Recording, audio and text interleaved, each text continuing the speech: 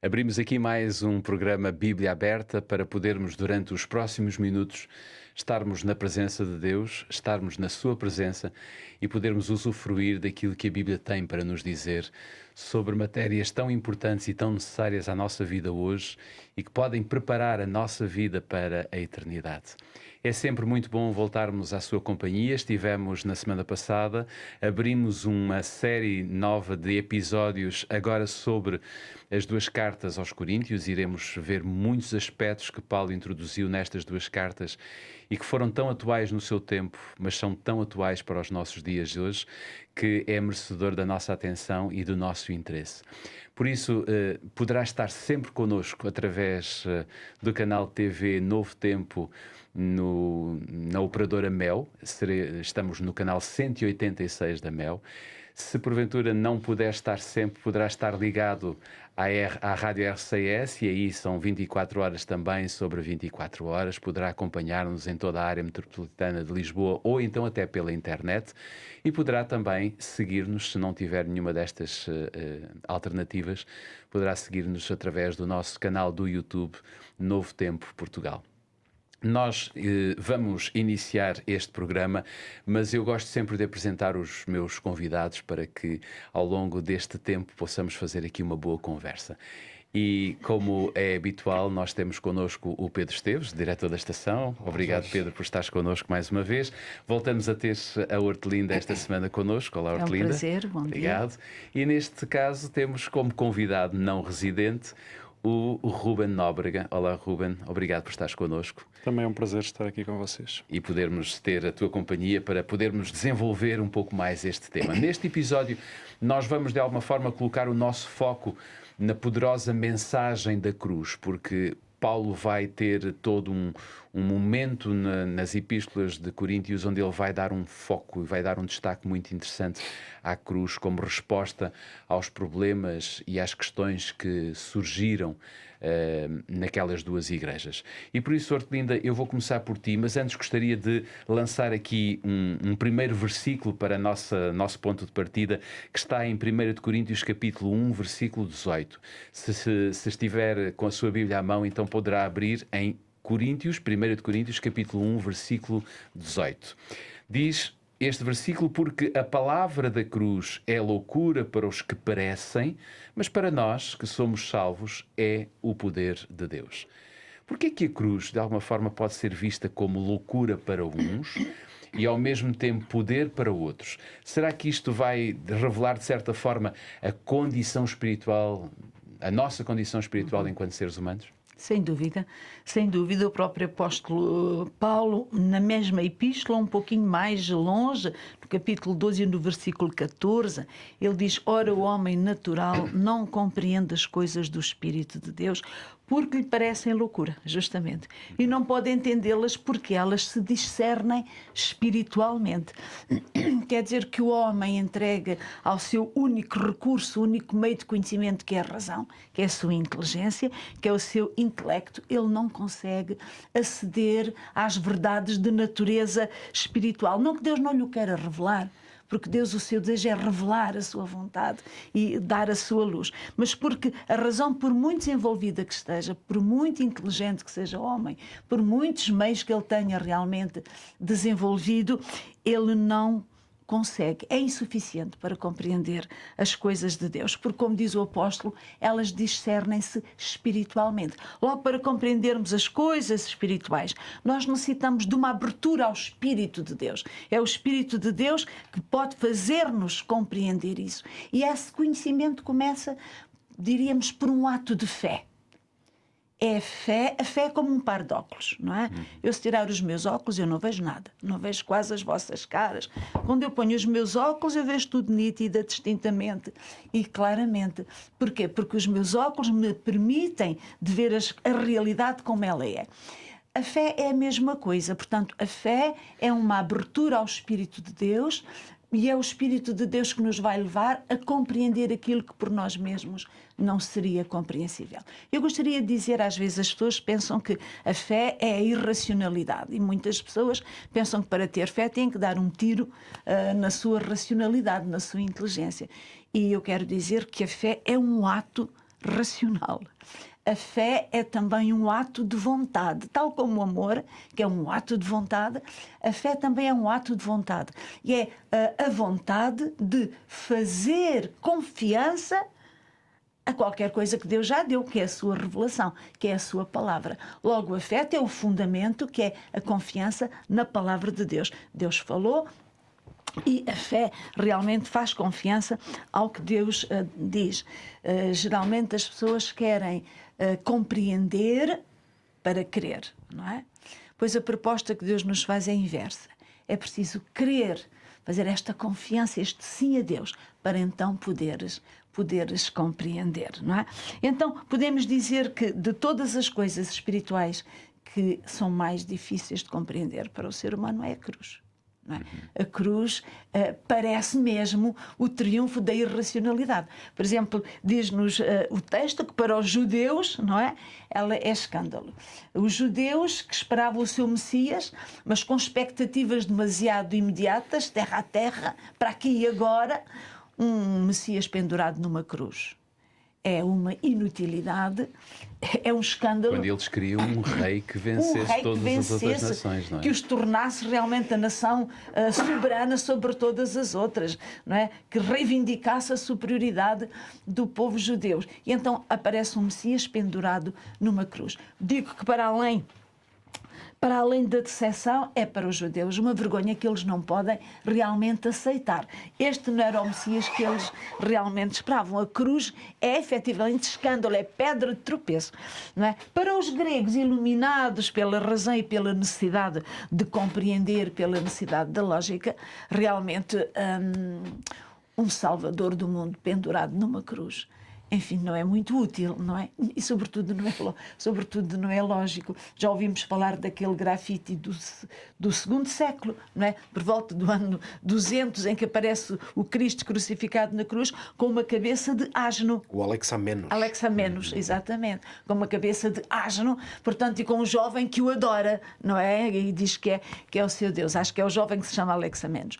E então, isto mostra o choque que foi apresentar a cruz como centro de uma mensagem realmente salvífica para a humanidade. Os homens não podiam realmente compreender. Sem o Espírito de Deus, sem a revelação de Deus, não é possível compreender. Há mesmo uma rejeição, não é? Há mesmo uma rejeição deste deste tudo aquilo Deus. que Deus deu à humanidade. Os homens compreendem que alguém pode salvar se estiver vivo Pois. e for forte e poderoso. Que alguém possa salvar morto pendurado numa cruz é ilógico, é efetivamente ilógico. Mas aqueles que se abrem à lógica de Deus, não é? Aqueles que se abrem ao Espírito de Deus, à sua palavra, ao seu convite, isso tem todo o sentido, não é? Podem compreender que é morrendo, e aqui está o paradoxo, não é? É morrendo que Jesus nos dá a vida. É morrendo que Ele nos salva. É passando pela morte que Ele domina e vence aquele que tem o império da morte, que é o diabo. Então, pela fé, nós compreendemos que a morte de Cristo, efetuada na cruz, porque é a morte de Cristo que nos salva, não é nem por ser na cruz, mas como ela foi efetuada na cruz, é finalmente o poder de Deus, porque é através dessa entrega, desse dom de Jesus, dessa morte, que Deus vai poder utilizar uma vida perfeita que lhe é entregue para poder libertar, portanto, todos os que estão condenados à morte, da morte. Logo, a cruz, como dizias no início, é efetivamente a resposta de Deus ao problema humano que é o pecado, não é? Através da morte de Cristo na cruz, Deus faz triunfar a vida eterna para todos. Jesus disse no Evangelho de São João, ele disse: eu, quando for levantado da terra, todos atrairei a mim.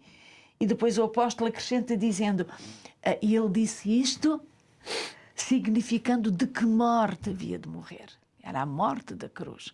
Então há um significado por ser na cruz, não é? Porque na cruz Jesus diz que ele atrairá todos a si. E realmente esta imagem que Cristo deixa para a humanidade é de um Deus de braços abertos na cruz, convidando e acolhendo todos aqueles que creem e que vêm a Ele em busca da solução para o problema essencial, que é realmente o problema da morte, que é consequência do pecado. Não é? É muito interessante ver que Paulo vai colocar no centro da sua pregação, naquilo que foi os muitos discursos que fez, os muitos conselhos, as conversas que ele teve de forma privada e pública, ele vai colocar no centro da sua pregação este ser que é Cristo. Aliás, se nós formos a 1 de Coríntios capítulo 2, versículo 2, nós encontramos esta certeza: porque nada me propus saber entre vós, senão a Jesus Cristo e este crucificado. Paulo aqui é muito claro. E Pedro, eu gostava que nós pudéssemos avançar um pouquinho. Por que razão Paulo vai escolher colocar Cristo crucificado no centro da sua mensagem? Bem, da verdade, este não era um sinal que os judeus estavam à espera ou que ansiavam. Como é que isto pode moldar a nossa experiência hoje como cristãos, nos nossos dias? A centralidade da cruz, ela não apenas molda a experiência dos crentes, dos cristãos, mas mais do que moldar, ela é a própria essência da mensagem cristã.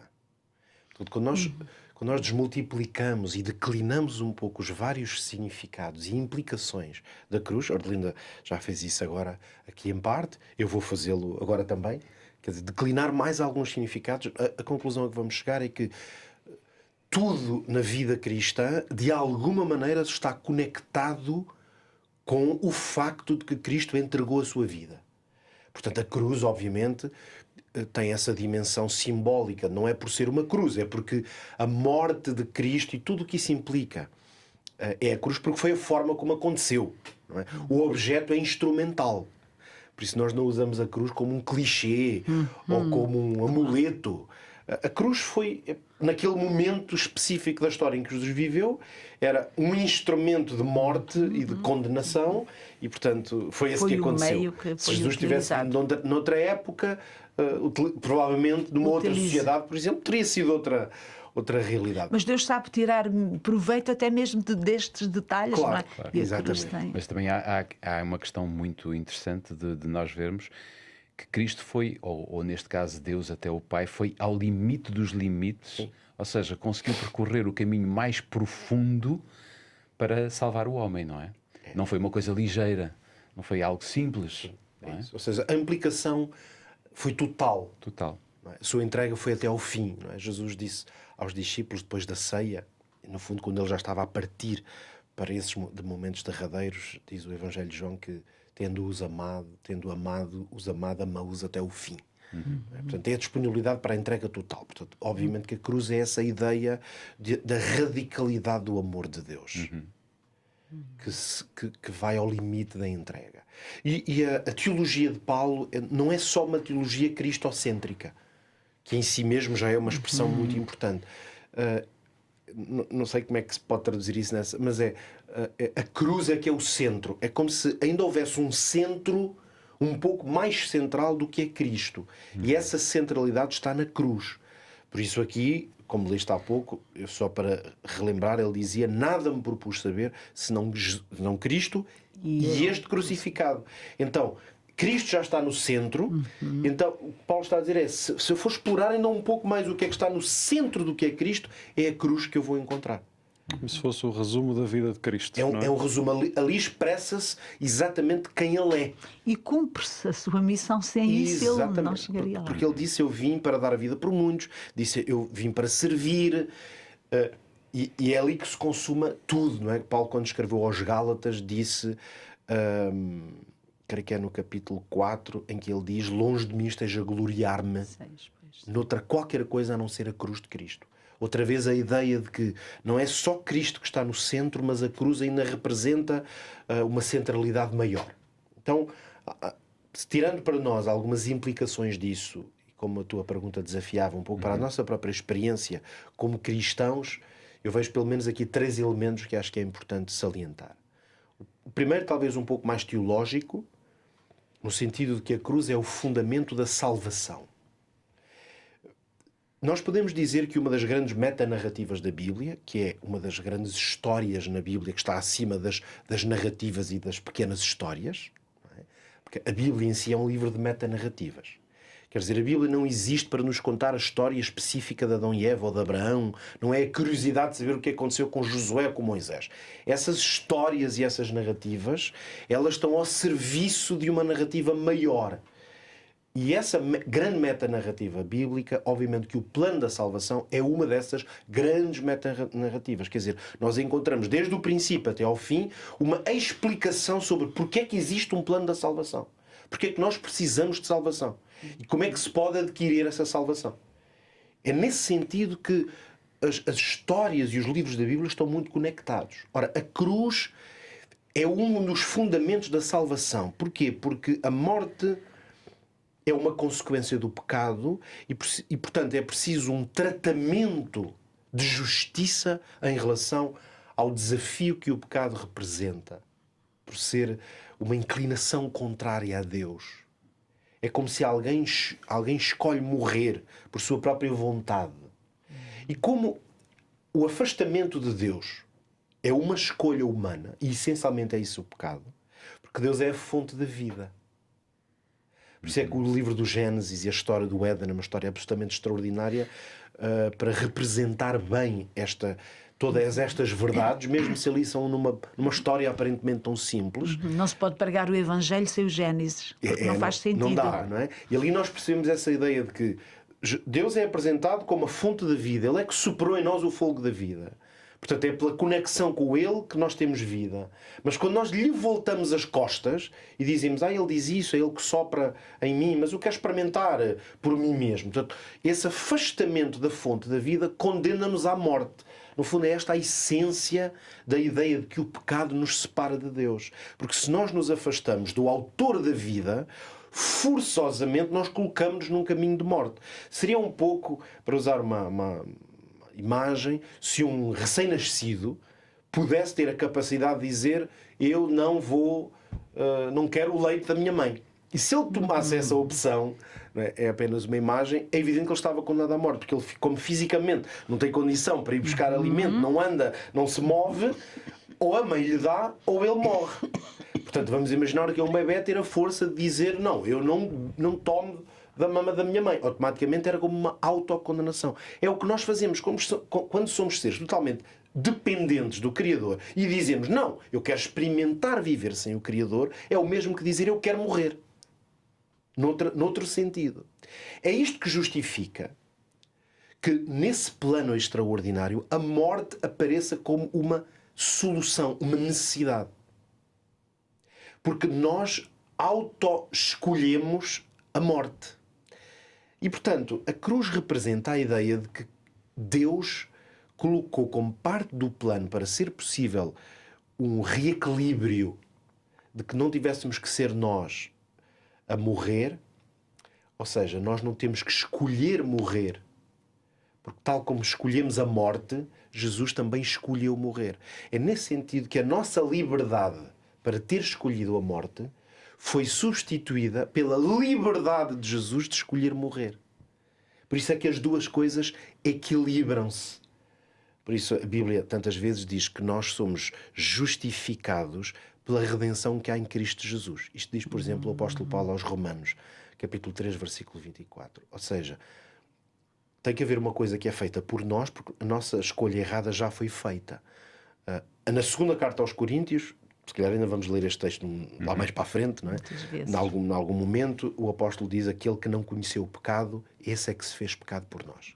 Então, a cruz é o Evangelho. É a ideia de que há uma boa nova de que aquilo que eu não consigo fazer para ter a salvação, Deus consegue através de Jesus. Mas depois temos as implicações, eu queria terminar com isso, as implicações um pouco mais práticas para a nossa vida, mais reais, que é a ideia de que a cruz não apenas faz parte desse projeto de salvação, mas a cruz também tem um poder transformador em nós.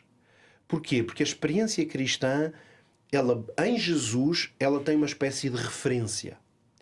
Essa referência tem a ver com entrega, com renúncia, com dependência. Por exemplo, o apóstolo Paulo expressou isso em textos muito conhecidos como já estou crucificado com Cristo. E vivo não mais eu, mas Cristo vive em mim. Claro que isto é uma imagem. A ideia de estar crucificado com Ele é esta ideia de que eu aprendi com com Cristo a renunciar. A mim mesmo. Se calhar a apetites, a paixões, a vontades, a temperamentos não controlados.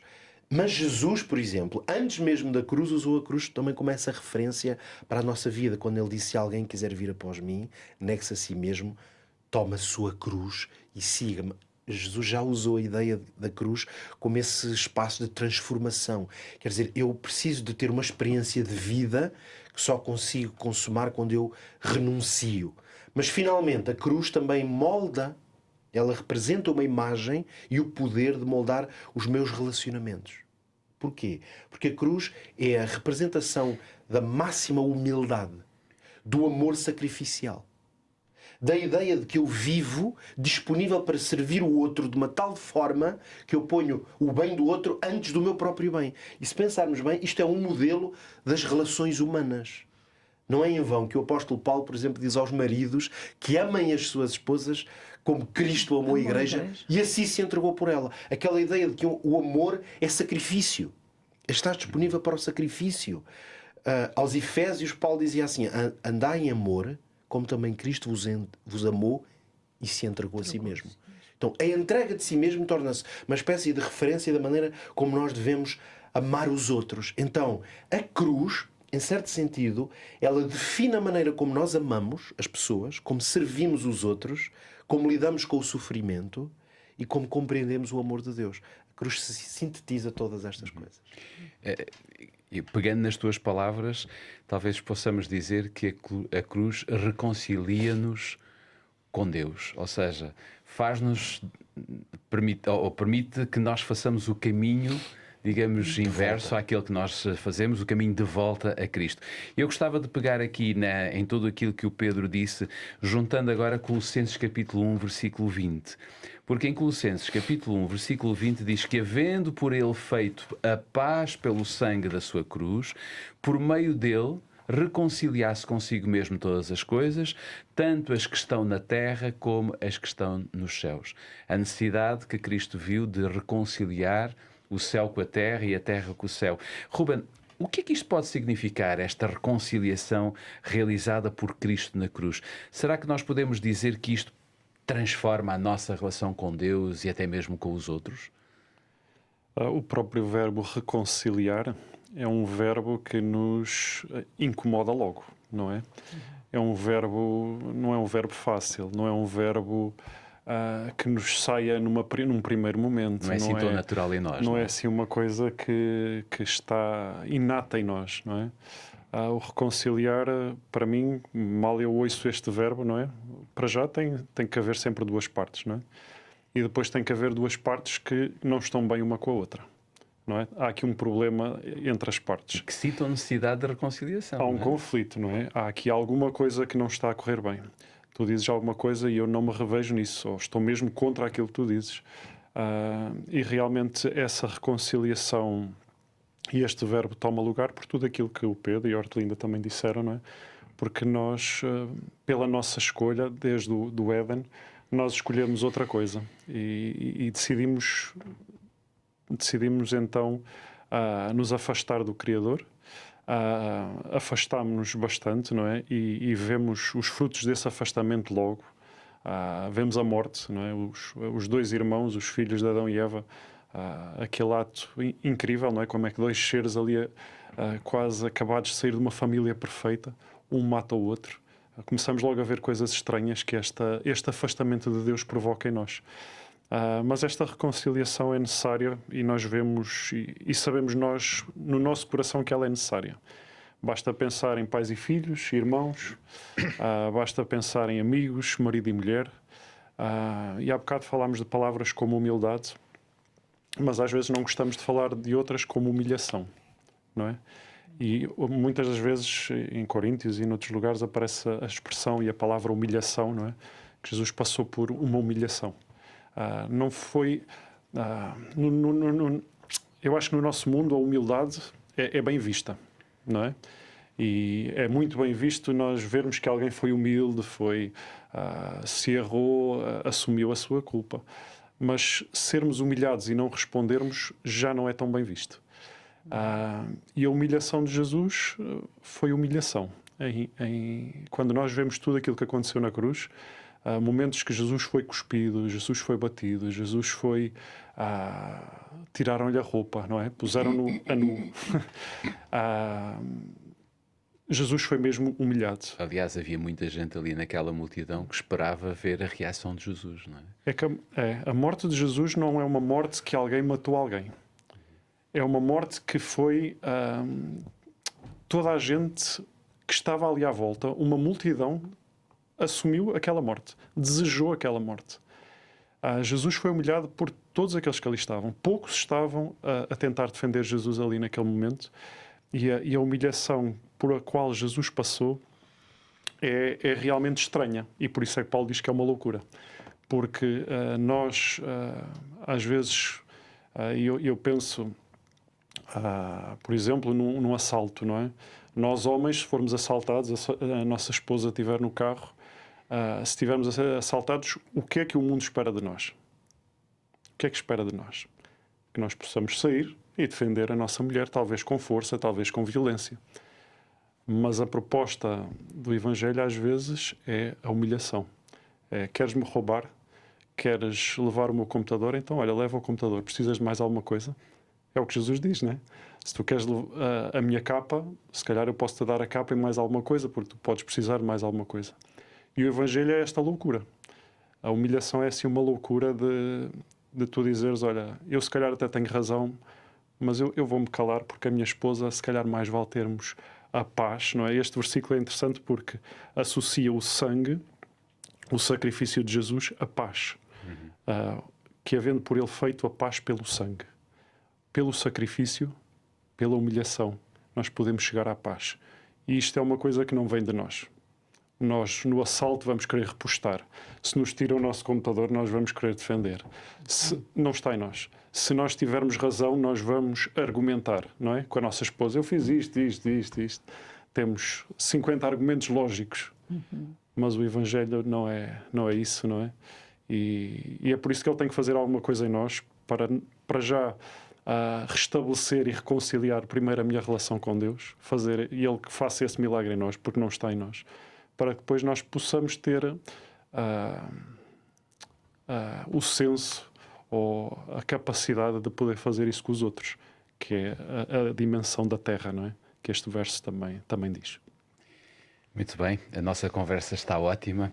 Já estivemos aqui, digamos, chegamos a uma conclusão que a cruz é sem dúvida um símbolo da fé. Vimos também que esta mensagem no primeiro século foi uma mensagem extremamente chocante para muitos, não é? Mas o que é certo é que Cristo foi ao limite, Deus foi ao limite, entregando o seu próprio Filho para nos resgatar.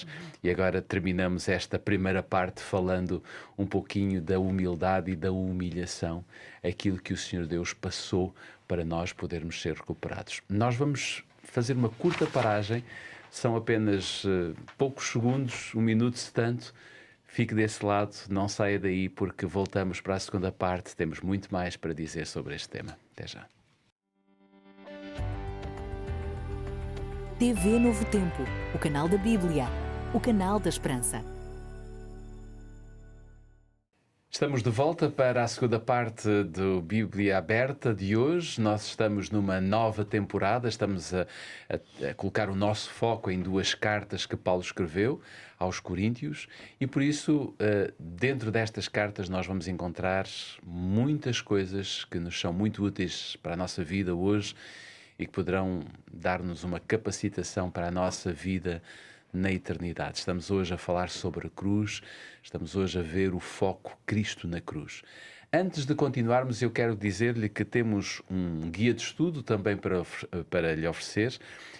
O tema é eventos finais, são temas muito atuais dos nossos dias, que nos merecem a nossa atenção e por isso eu gostava de lhe lançar o desafio.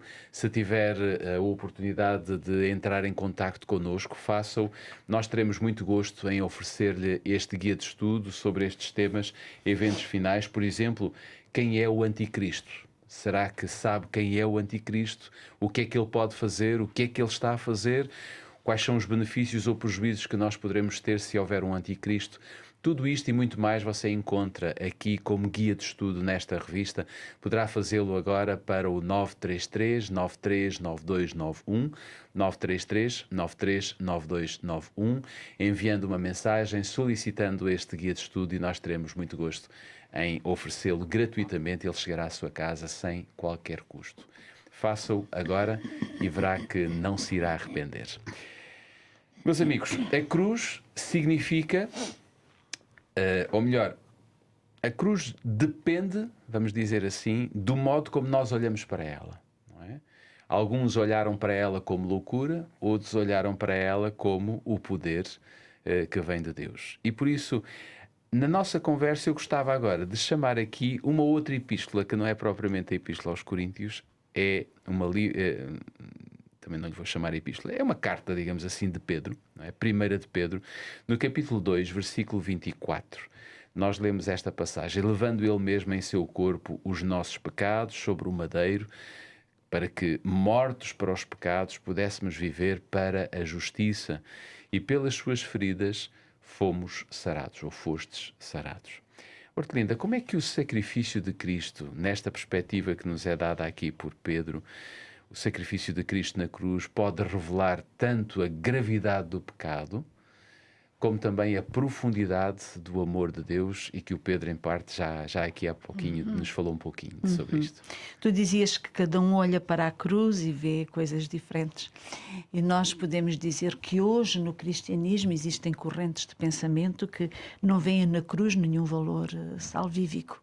Portanto, para esta corrente de pensamento liberal, a redenção que Cristo traz, não a traz com a sua morte, traz com a sua vida. O termo que Paulo utiliza continua a ser atual. Continua a ser atual. É loucura para uns e é inutilidade para outros. Portanto, para esta corrente nova do cristianismo, a cruz é unicamente o que os homens fizeram a Cristo, não é? Não tem nenhum valor em si mesma, porque o valor de Cristo está na sua vida perfeita, e está no ele, na sua mensagem, e está no ele realmente ser um modelo para os seres humanos, não é? A morte expiatória não tem realmente valor. Não é? Geralmente estes desenvolvimentos estão ligados à crença da teoria da evolução, não é? Porque para muitos cristãos, para conjugarem a revelação com a evolução é qualquer coisa de impossível, não é? Portanto, para a evolução, o homem é melhor amanhã do que foi hoje, é melhor hoje do que foi ontem, está realmente num crescendo progressivo. O pecado, quando é que teve origem? O mal faz parte das contingências da evolução, da necessidade, portanto, de evoluir, e logo não há necessidade de uma redenção, há necessidade de um modelo para crescer, e é isso que eles dizem que foi Jesus Cristo, não é? Portanto, segundo esta visão, o homem vai de bem para melhor. O que a Bíblia, o apóstolo Paulo contraria, e ele diz que o homem vai de mal para pior, enganando e, portanto, enganando-se a si mesmo. Ele diz isto na segunda epístola de Timóteo, no capítulo 3. Ora, segundo a palavra de Deus, quando nós pegamos na palavra de Deus, e há pouco o Pedro falava nesta importância de conhecermos a Bíblia, os Gênesis, há um problema lá na origem, não é? Há um problema lá no início. O homem não caminha para um caminho mais perfeito. O homem caiu de um caminho perfeito, não é? O homem, há uma queda. A narrativa bíblica implica esta queda. Traduz esta queda. Há uma queda, não é? Que cria um problema ao homem. Há um corte de ligação ao reivindicar a sua autonomia, a sua independência em relação a Deus, em relação às leis da vida que Deus estabelece. Ao reivindicar a sua independência e autonomia em relação a isto, o homem corta-se com Deus. O pecado é isso mesmo, é um corte numa ligação vital. Portanto, o homem, a partir do momento em que se toma ele o lugar de Deus, o Pedro há pouco falava do bebé que decide não mamar, não é? É o ser criado que decide viver separado do Criador, escolhe a morte. Foi isso que Deus lhe diz, não é? Escolhes a morte. No dia em que desobedeceres, escolhes a morte. Então, o homem, pela sua escolha, ele inviabiliza realmente este projeto de Deus ao renunciar, ao não querer esta dependência em relação a Deus. Então, o homem, para ser restaurado, para ser recuperado para a sua posição original de voltar a estar em ligação com Deus e receber a vida plena e eterna que vem de Deus, o homem era necessário um homem que pudesse fazer no positivo aquilo que o Adão fez no negativo. Um homem que fosse perfeito, fiel a Deus e que morresse no nosso lugar, não é? Um homem que, ao morrer, a sua morte não fosse uma consequência do seu pecado, para que ela pudesse ser redentora para aqueles que morrem por causa do seu pecado. É algo simples, mas sempre que o queremos explicar nos parece muito rico. Há muitas ideias, não é? Mas só em Jesus Cristo é que é possível fazer esta reconciliação. Aliás, é isso que quer dizer a palavra religião, quer dizer religar. Jesus Cristo religa-nos a Deus, não é? Porque o homem não pode mais ter naturalmente, nem por si, essa ligação. É unicamente através de Jesus. A nossa ligação com Deus é sempre agora através, portanto, de Jesus. Porque, como diz na Epístola aos Romanos, o salário do pecado é a morte, é o corte. Mas o dom gratuito de Deus é a vida em Jesus Cristo, não é? Então, esse texto de Pedro que tu leste, encontramos muitos outros que falam realmente desta centralidade, portanto, da morte de Cristo, esta necessidade da vítima, de que alguém realmente morresse. Vemos isso tanto no Antigo como no Novo Testamento, na Isaías 53 e também muitos textos do Novo Testamento. Já foi referido aqui em que diz que ele, Jesus, é o Cordeiro de Deus que tira o pecado do mundo. Portanto, ele é aquele que vem e dá a sua vida pelo mundo. E isto era tão importante que todo o Antigo Testamento gira à volta disto. Toda a formação que Deus faz ao povo de Israel no Antigo Testamento gira à volta desta necessidade de sacrifício e desta substituição de um pecador por um inocente. Vemos isso em todo o sistema sacrificial, portanto, do templo, não é? Que era o centro da vida do povo. A vida do povo girava à volta do templo, do santuário, e o núcleo do santuário era o sacrifício, portanto, do inocente. Isto era já uma prefiguração, portanto, do plano da salvação. Então, foi necessária esta entrega de Jesus, como já foi dito aqui. É uma entrega que começa nem é na cruz. A cruz é realmente o centro, como tinha dito há pouco o Pedro. Mas antes da cruz há ainda um outro sacrifício, que é a encarnação. É porque para nos salvar o Filho de Deus teve que se tornar homem. O próprio construtor teve-se construir. Exatamente, o Criador tornou-se criatura. Isto é qualquer coisa, é um mistério que nós não podemos compreender. Como criatura, depois ele morre. Mas já o tornar-se criatura é um baixar, um abdicar, um renunciar, já até mesmo quase a uma natureza, não é? Ele permanece sempre Deus, mas ele renuncia a manifestar essa natureza. Ele vive apenas, portanto, como homem. Logo, e depois vive, como diz o apóstolo Paulo em Filipenses, não é? No capítulo 2, aquele que era em forma de Deus, não teve por usurpação ser igual a Deus, mas tomou a forma de homem, a forma de servo, e estado na forma de servo, foi humilde até à morte, e morte de cruz. Morte de cruz. Portanto, a morte é realmente o culminar de toda esta experiência, não é? Que depois vai ser coroada com a ressurreição, não é? Que é a resposta de Deus a esta experiência que Jesus viveu. Então, esta morte expiatória de Cristo, este sacrifício de Deus, que tem que se tornar criatura e que tem que morrer como criatura, mostra o problema que é o pecado. O pecado não é assim uma coisa, enfim, sem importância. Às vezes as pessoas dizem: e porquê é que Deus não perdoa apenas? Não foi possível perdoar só. O perdão para nós não tem um preço, é de graça, mas para nos perdoar Deus teve que pagar um preço imenso para recuperar essa tal criatura perdida. Então a cruz revela simultaneamente a gravidade do pecado, foi necessário este sacrifício, não é? Até ali.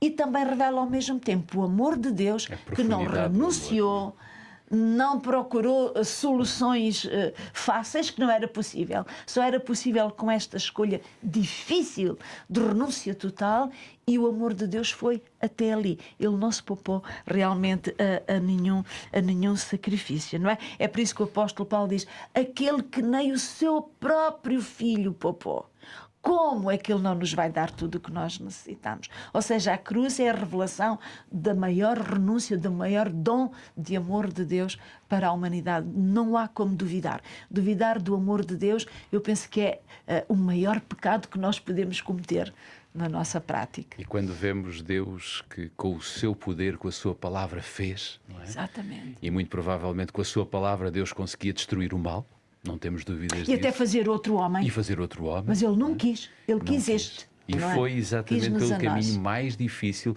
como dizia o Ruben há pouco, da verdadeira humilhação, para nos resgatar. É muito interessante que Paulo tem uma outra passagem que eu gostava de introduzir aqui também para desenvolvermos o nosso pensamento, que está em 1 Coríntios capítulo 1, versículo 25. 1 Coríntios capítulo 1, versículo 25, nós podemos ler: porque a loucura de Deus... E Paulo agora vai colocar a loucura, digamos, do lado de Deus. Porque a loucura de Deus é mais sábia do que os homens, e a fraqueza de Deus é mais forte do que os homens. É interessante esta passagem. Ruben, de que forma nós podemos olhar para a cruz e ela desafiar os nossos padrões humanos, digamos assim, quer de sabedoria, quer de poder? Será que isto poderá ser um obstáculo para muitos de nós? Toda esta história, esta metanarrativa que o Pedro estava há pouco a falar, até antes da cruz, já para nós, a forma de fazer as coisas, já para o povo de Israel, já parecia loucura. Não foi preciso a cruz chegar para eles acharem que muitas das formas de Deus atuar já parecia o que aqui Paulo diz: loucura, parecia escândalo, parecia uma coisa contrária àquilo que era normal fazer, nunca vista. Não é? Nunca vista. E aliás, essa forma de Deus se apresentar a nós de uma forma diferente foi para o ser humano até foi difícil desde o início, não é? E aliás, por causa disso nós desconfiámos, não é? Desconfiámos daquilo que Deus estava a dizer. Nós achamos que esta loucura de Deus é mesmo uma loucura, não se encaixa, não é lógica nos argumentos. Eu lembro-me que ainda há pouco tempo, com textos bíblicos, eu fazia um estudo e parecia-me, na minha lógica, eu gosto muito, talvez tenha uma mente um bocado ligada à matemática, e gosto que 1 mais 1 sejam 2, não é? E todos nós gostamos de ter essas certezas. E comecei a estudar e aqueles argumentos pareciam-me bem, parecia uma sequência. E cheguei a uma conclusão, mas depois li outro texto que mudou-me completamente o sentido, e eu percebi de outra maneira. Às vezes, na sabedoria de Deus, 1 mais 1 não são 2. E quando a Hortelinda falava, não é, que a proposta de Deus, quando nós pecamos, foi: se tu pecaste é a morte, é estranho, não é? É estranho. Parece que de alguma forma Deus nos estava a colocar ali num final de caminho. Mas a verdade é que quando nós estudamos e vemos o resultado da morte e a miséria que a morte traz, e nós podemos ver no nosso mundo atual o estado, a calamidade que está, nós estamos a presenciar guerras quase em todo o lado do mundo. Nós vemos crianças sem pais em todo o lado do mundo. Nós vemos que Deus sabe perfeitamente o resultado do pecado e o resultado de nós nos afastarmos de Deus. Por isso Ele traz a sua loucura, por isso Ele traz a sua forma, a sua cruz, não é? E este instrumento que nos vai reconciliar e nos aproximar dele, porque Ele realmente não nos quer confundir, mas nos quer dar certezas. E especialmente eu gosto aqui de uma parte que diz que a cruz também é um instrumento de loucura, mas também para nós não nos gloriarmos.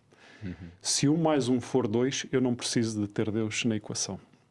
Se a lógica humana der para resolver o problema do pecado, Claro. Deus não Nós não procuramos Deus. E nós, seres humanos, rapidamente damos glórias a nós mesmos. Quantas e quantas vezes nós já chegámos ao final de termos visto, sei lá, uma tese de mestrado, um concerto espetacular. Chegamos ao final e o que é que nós fazemos? Batemos todos palmas.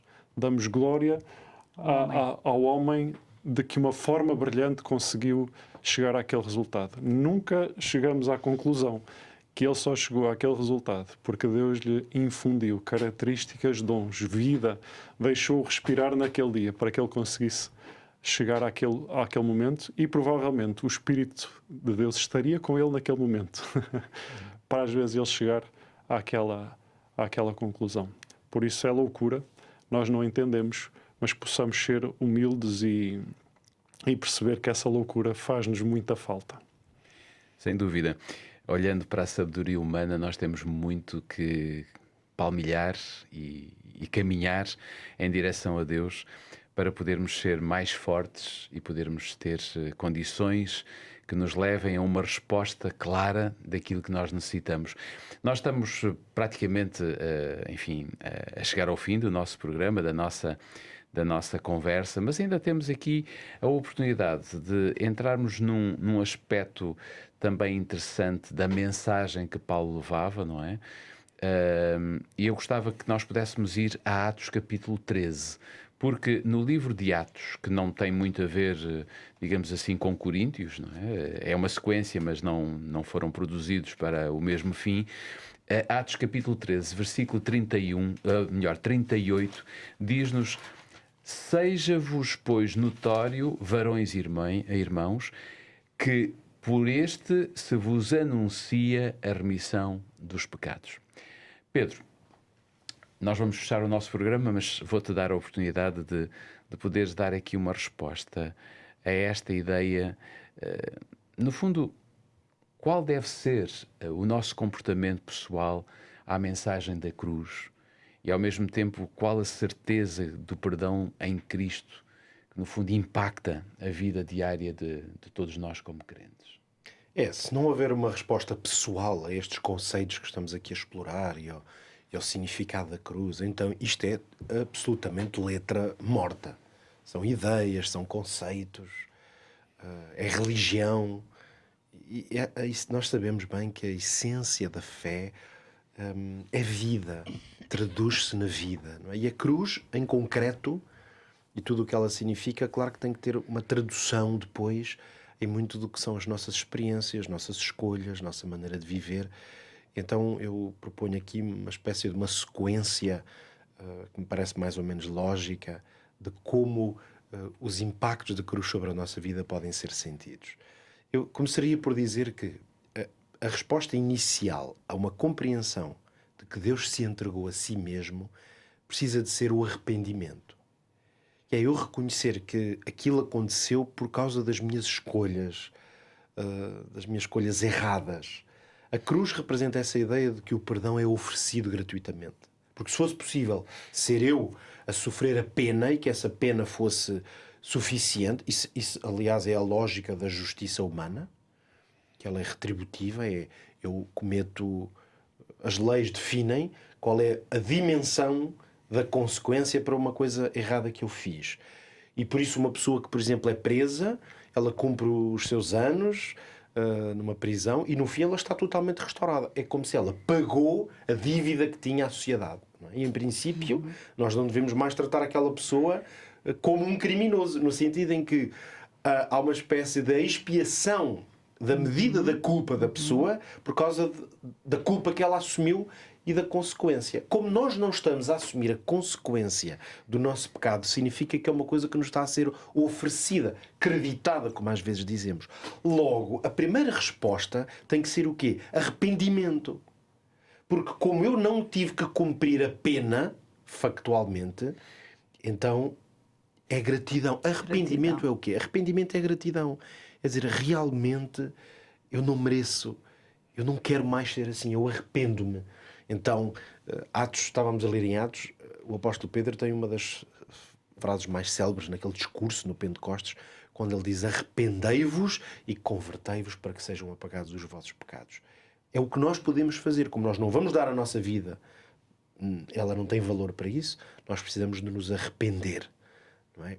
E é daí que nasce o potencial de depois isso ter outros impactos na nossa vida. Mas a verdade é que depois disso, esta consciência do perdão de Deus é uma coisa muito libertadora. A ideia de que eu não estou condenado. O que isto traz é que não é apenas que o pecado me é perdoado, é de que a culpa é removida, é de que eu posso, nesse sentido, posso andar de cabeça erguida, não com orgulho próprio, porque nem veio de mim, mas eu não tenho que viver como um condenado. Nós temos textos como do apóstolo Paulo em Romanos 8, muito conhecido, claro, o primeiro versículo que diz: agora, pois, nenhuma condenação há para os que estão em Cristo Jesus. Então, nós não temos que viver com uma espécie de amargura, com a cabeça baixa, desesperados, porque se há alguma coisa que a cruz nos oferece, é essa ideia de que nós não estamos condenados. Então, nós não precisamos de viver como condenados. Alguém foi condenado no nosso lugar e nos libertou. Isso, essa humilhação ele sofreu. Na prática, o que é que isto significa? Que eu posso viver com aquela paz, a serenidade de quem sabe que é possível viver uma vida restaurada. Por isso, o peso de viver debaixo do peso da culpa é uma coisa que os cristãos não precisam de viver. Existem, por vezes, mecanismos e até uma certa abordagem ao cristianismo que, de alguma forma, coloca sobre o cristão a ideia de viver sobre a amargura de um peso. E é isso que nós temos que compreender, que o cristianismo é uma religião de liberdade. Porque senão, então não valeu a pena Jesus ter assumido a culpa e o peso. Nós não vivemos debaixo de um jugo em que, usando um pouco aquela imagem do que já foi, se é que não é ainda para alguns, mas nós temos imagens mais do passado, associadas muito ao que foi depois a Reforma Protestante, que foi essa ideia de que alguém compreendeu que a liberdade em Cristo significa que eu não preciso de martirizar, autocondenar, por exemplo, a flagelação. Durante muitos séculos, o cristianismo era uma religião de autoflagelação, que podia ser física. Tu flagelavas-te porque és tão mau que é uma maneira de toma lá, sofre para entenderes o quanto és mau. Hoje talvez não vivamos isso, mas vivemos, sei lá, o pagamento de promessas, por Sim, exemplo. há outras formas. Há outras penitências. São Isso. penitências. Não só há muitos cristãos que vivem isso, mas pode haver cristãos que vivem numa espécie de penitência, que é uma ideia de que é através de certos comportamentos que tu vais te esforçar para ter, e eles são tão bons e tão puros, esses comportamentos, e tu esforças-te para os ter, mas na verdade é uma luta contra Deus. Tu estás a tentar lutar para ter esse comportamento. Então, isso é um cristianismo, não é de liberdade, é de condenação. Mas a certeza de que Cristo já sofreu por mim, isso tem que me trazer liberdade, paz, confiança e segurança. É muito importante que os cristãos sejam capazes de viver isto. Agora, é evidente que isto depois faz o quê? Isto depois tem implicação nas minhas escolhas, na minha maneira de viver. E isso afeta também o meu caráter, o meu comportamento. Que é como quem diz, a minha ética. Então, se eu me arrependi e se eu estou livre e não vivo sob a condenação, é claro que isso afeta a maneira como eu vivo, como eu escolho, como eu me comporto, se quiséssemos colocar nesses termos. O apóstolo Paulo, em 2 Coríntios 5, dizia que se alguém está em Cristo, nova criatura é. Portanto, não pode ser a mesma criatura. E a boa notícia é que não depende só de nós. É que ao morrer por nós, Cristo disponibiliza o poder que necessitamos para essa vida nova, não é? Sem dúvida. Por isso é que Jesus disse que não se preocupem porque o Espírito Santo virá sobre vós. Exatamente. Só aí é que vocês terão a virtude e o poder para conseguir viver isto, não é? Há um texto que eu acho muito interessante, do apóstolo Paulo também, que estamos hoje aqui a citar de muitas formas, a Tito 2,11, que ele diz: porque a graça de Deus ensina-nos a renunciar à impiedade. E este texto faz uma ligação muito interessante entre a renúncia à impiedade, mas que isso vem da graça de Deus. É uma coisa que é dada, por isso não é, mais uma vez, um caminho de sacrifício. Mas é evidente que quem experimenta o perdão de Cristo não permanece igual. começa a ganhar um discernimento, até a gratidão nos faz ter atitudes diferentes. Ainda aqui nesta vida, quando alguém fez uma coisa boa por nós, nós passamos a tratar essa pessoa de maneira diferente e até à nossa volta a ter comportamentos diferentes. E, portanto, a cruz tem este potencial de nos fazer ter experiências e sentimentos diferentes. Estamos mesmo no final, mas eu queria muito rapidamente que cada um de nós pudesse fazer um resumo a esta conversa. Vou começar pela Hortelinda. Hortelinda, o que é que nós podemos dizer mesmo como remate final àquilo que foi a nossa conversa de É hoje? que a cruz é a oferta de Deus para nós, ao nosso problema. Ela é suficiente para aquilo que nós necessitamos, mas ela será sem nenhum valor se nós não nos apropriarmos dela e não a tornarmos um motor para a nossa vida aqui. É poder disponível. Claro. Pedro. A cruz é trono, porque Deus governa a partir da humildade. A cruz é púlpito, porque Jesus profere o amor de Deus. E a cruz é santuário, porque é um lugar de encontro e de reconciliação. Deus e os Ruben. Acho que só podemos agradecer a Deus e dizer, especialmente a Jesus, obrigado. Obrigado pelo que fizeste e pelo que estás a fazer através do teu Santo Espírito em nós, porque nós não éramos capazes. Sem dúvida. E se tiver essa oportunidade, agarre-a com os dois braços e não perca Cristo da sua vida, porque Ele, sem dúvida, que tem a solução para todos os problemas que possam existir e, ao fim de contas, para lhe dar o gozo eterno, a vida eterna. Estamos de partida, voltaremos para a semana, mas antes de nos irmos embora, eu quero só relembrar-lhe muito rapidamente que temos este guia de estudo, eventos finais, onde você poderá extrair várias conclusões sobre os dias em que nós estamos a viver. Fala-nos sobre o conflito cósmico, por exemplo. Não sei se você tem muito presente este tema, se já estudou sobre este tema, então solicite o guia de estudo Eventos Finais para o 933-939291 e de certeza que será um momento agradável de pegar neste estudo e de poder fazê-lo tranquilamente em sua casa. Quanto a nós, voltamos para a semana para falarmos sobre a unidade em Cristo. Até lá, fique com a sua Bíblia aberta e com Jesus também.